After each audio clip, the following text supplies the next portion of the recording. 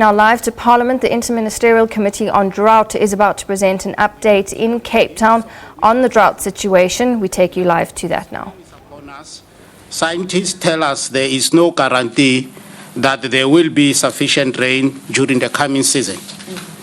The country and the region experience drought in its four forms: meteorologically, hydrologically, socio-economic, and agricultural. This has been recorded as one of the worst droughts according to the South African weather services. All 9 provinces were affected by drought, of course, in varying degrees. Although some areas are receiving rains and flooding experience, of course, in some provinces, such as KwaZulu-Natal, the drought conditions have not improved. The dams across our beloved country are at their lowest levels in years. At the last Inter-ministerial Task Team briefing, we committed to the nation to provide regular updates on the extent of our work to deal with this challenge of water scarcity and drought. Much work has been carried out by various sectors, private sector, and non-governmental organizations to respond to this challenge. When we briefed the country last year, the national dam levels were estimated at 64.3% of our normal full supply. Since then, we have seen a drop in our storage quantity to the current 53% as at the 5th of September this year. The long-range forecast shows a below normal expected rainfall, and therefore little relief is anticipated in the coming months. From a weather supply perspective, water security must therefore be viewed and assessed in relation to the users that are served by the large regional water supply schemes comprising the major dams and large bulk infrastructure networks. As you know, this system has a higher assurance of supply due to multi-year water storage and lower risk of water variability due to a larger spatial footprint and interbasin water transfers. But secondly, the bulk of the economic nodes and national growth points are served by such schemes, totaling 238 schemes nationally. The majority of these systems are currently in a positive water balance, with the national average dam storage measured at 53% of full supply capacity, which is in stark contrast with the 72% storage at the same time that we realized last year. But the third thing that one should emphasize here is that going forward, it's very, very apparent that adaptation is a reality. The way we plan, the way we design should respond to this reality. I must indicate that the decline that I've just alluded to necessitated the imposition of water restrictions in a number of provinces, and most recently, the Gauteng province. The people of Gauteng are urged to respect these restrictions and to ensure that they use water sparingly at all times.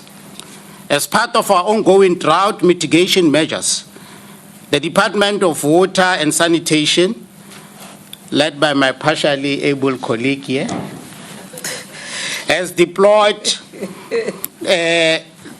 not less than 63,000 litre motorized water tankers, and to date, some 8 million litres of water has been delivered to approximately 49,200 people in the provinces of Northwest, KZN, Free State, and the Eastern Cape.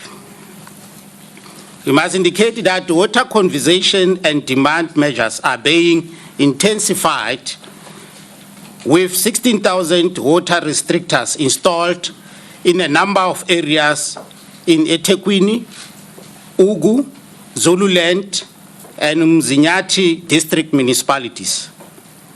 The Drop, a block water saving device, was introduced across the country with nearly 103,000 water saving devices installed in the Northern Cape alone. The strict implementation of drought operating rules are currently being effected at all dams, and this includes restrictions from the larger supply systems. In addition, the Department of Water and Sanitation is also increasing the water mix, especially groundwater utilization, and more than 7,487 boreholes are now operational across the country. And I must indicate that these boreholes were established by various government departments and municipalities.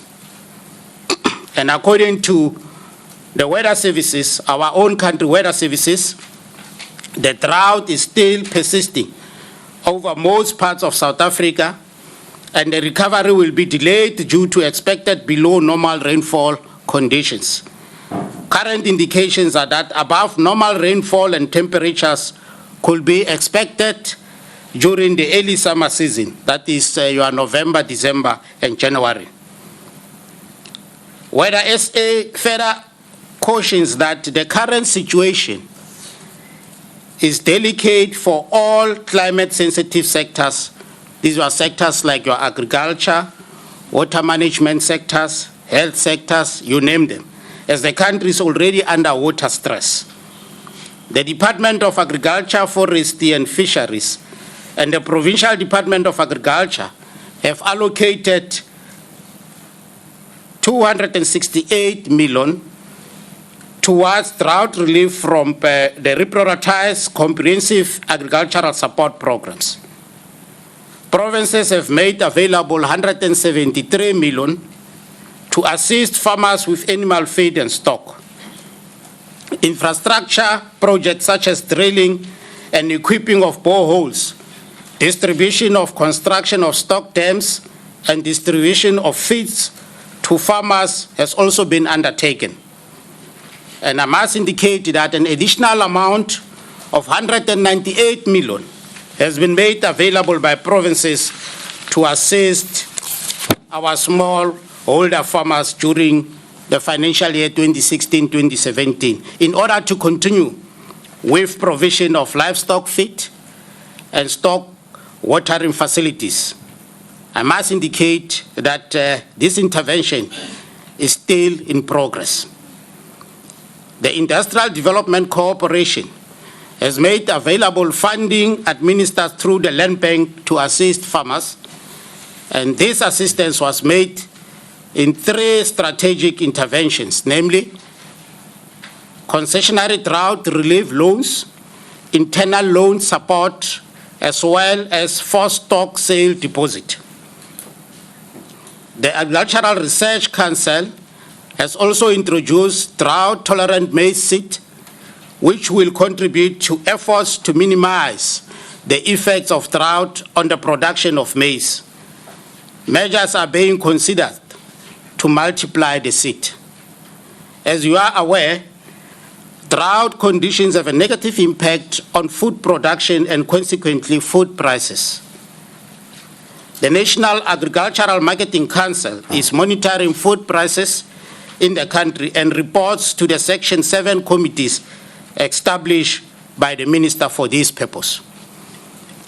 Dryland crop producers, livestock producers have had to deal with the impact of the drought, which has been translated into the rest of the agricultural value chain, with the poorest consumers being impacted the most. Information from the National Agricultural Marketing Council and the Bureau of Food Agricultural Policy shows that in the short term, the impact of drought on primary production has been severely felt in the livestock sector due to massive declines in natural grazing and crop residue, livestock farmers have had to resort to using any available form of feed to keep their animals alive. Massive livestock losses have been recorded throughout the country, with statistics showing a 15% decline in number of cows between 2013 and 2016. This situation is not likely to change over the short to medium term due to the reduction and erosion of grazing capacity to about 30%. Within the feed-intensive livestock sectors, which typically also compete with competitively priced imported products, profitability is under pressure as a result of high feed costs. In terms of crop production, sunflower was the only summer crop for which planted area did not decline during the 2015-2016 production season. The average decline in national planting area for maize was 30%, with Free State and Northwest provinces experiencing drops of 32% and 43% respectively. Dry land crop production, especially white and yellow maize, has been affected negatively by the drought, with commodity prices rising, a situation that was reinforced by the depreciation of the exchange rate. The year 2016 saw records high in summer grain prices as a result of the drought. Producers who were able to plant maize and achieve a yield in the midst of the drought, the prices realized were sufficient to ensure a year-on-year increase in gross revenue for white maize in 2016. For producers who were unable to plant the intended area or achieve yield due to drought, the financial impact was severe. A survey undertaken by AgBiz and Agri-SA showed that about 370 large commercial farmers around the country who are clients of the large commercial banks were at risk of going under due to them not being able to service their debts as a result of the drought. The Department of Rural Development and Land Reform has approved a total of 286 million for drought relief intervention in the financial year 2015-2016 under the program of recapitalization and development. And hitherto, 158 million has been spent. This program, which is a drought intervention support, focus also on livestock support in terms of feed, water support, and support to small-scale land reform farmers. The support provided to affected communities and farmers includes, among others, the following: the identification of land for relocation of livestock, revitalization of feedlots, auction sales of livestock, provision of feed and water for livestock, support to smallholder farmers and sugarcane farmers, and the creation of fire breaks. The revitalization of feedlots has contributed to ensuring the survival of livestock in the affected provinces. The department has also made grazing land available, and farmers have been able to relocate their livestock to these areas. Further banks have been established in rural areas, and animal feed has been delivered to farmers as part of efforts to maintain livestock. Government also responded to a plea from the sugarcane industry in KwaZulu-Natal, where farmers were experiencing severe challenges with their crops under threat of failure. This intervention benefited over 9,000 small-scale cane growers.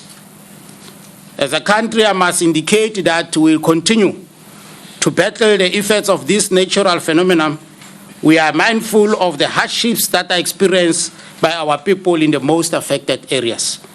We are intensifying our relief interventions to distressed areas.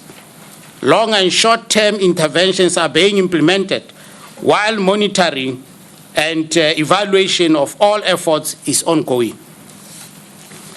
Our ministry, through the National Disaster Management Center, will continue coordinating the country's drought and water scarcity situation in collaboration with all the sectors and the private sector. We call on all South Africans to make a concerted effort to save water and use it wisely, as well as take care of the public infrastructure within our communities, because together we can win this battle. The communities must report any vandalism activities and theft of infrastructure to the relevant authorities. We also wish to urge our partners to continue the work that they are doing to support our communities in distress. Ke a leboga. I thank you very much. Thank you very much, Minister.